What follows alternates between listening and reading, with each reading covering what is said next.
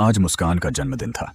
माँ पापा की बड़ी सी तस्वीर के सामने खड़ी मुस्कान की आंखों से आंसू गिरकर उनकी धुंधली यादों पर थम गए थे। तभी अचानक तस्वीर एक तरफ खिसकी और पीछे दीवार में एक अंधेरा रास्ता दिख गया। मुस्कान चौंक गई। वो एक कदम पीछे हटी, फिर हिम्मत करके अंधेरे में आगे बढ़ी।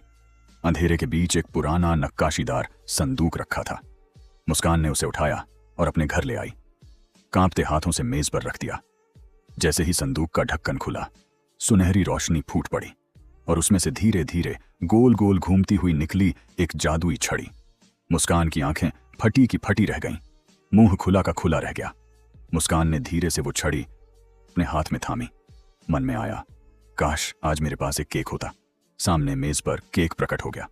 मुस्कान उछल पड़ी। पूरे कमरे में वैनिला की मीठी खुशबू फैल गई। फिर एक झटके में मिट्टी का घर सोने का महल बन गया। मुस्कान बच्चों की तरह उछलने लगी, नाचने लगी, दीवारों को छूकर देखने लगी। यकीन ही नहीं हो रहा था। मुस्कान सज धज कर गांव में निकल पड़ी। गांव वाले उसे देखकर हैरान रह गए।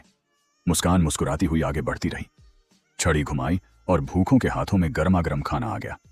बड़े बड़े बर्तनों में बिरयानी, मिठाइयां, पिज्जा, सब कुछ प्रकट हो गया। लेकिन लालच की कोई सीमा नहीं होती। हीरे और हीरे और हीरे चाहिए थे। एक रात अचानक पुराने कुएं से अजीब सी रोशनी उठ रही थी। मुस्कान उत्सुकता से कुएं की तरफ बढ़ी और झांक कर देखा। तभी अचानक साड़ी में छुपी जादुई छड़ी खुद ब खुद खींचने लगी। मुस्कान ने पकड़ने की कोशिश की, पर छड़ी हाथ से छूटकर सीधे कुएं में जा गिरी। मुस्कान चीख पड़ी। मुस्कान रोती हुई घर की तरफ भागी। महल धीरे धीरे धुएं की तरह गायब होता गया। हीरे मिट्टी बन गए, सोना राख बन गया, और वो फिर वहीं थी, अपने उसी छोटे से घर में। मुस्कान माँ पापा की तस्वीर के सामने बैठ गई। तस्वीर से भी आंसू बह रहे थे। अफसोस, मुस्कान के माँ बाप के लिए किसी ने लाइक और फॉलो नहीं किया दोस्तों।